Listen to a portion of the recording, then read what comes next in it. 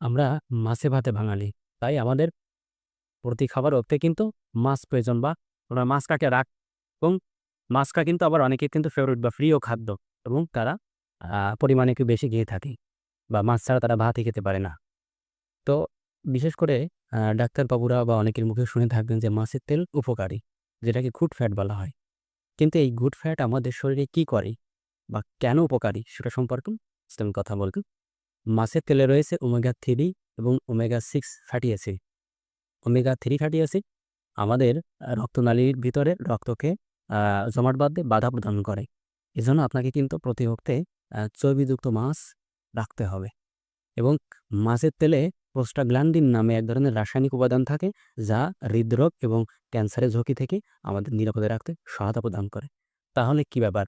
অনেকের কিন্তু এই চর্বিযুক্ত মাছের চর্বি বা মাছের ফ্যাট কিন্তু অনেকের অপছন্দ বা যে ডিসলাইক করেন।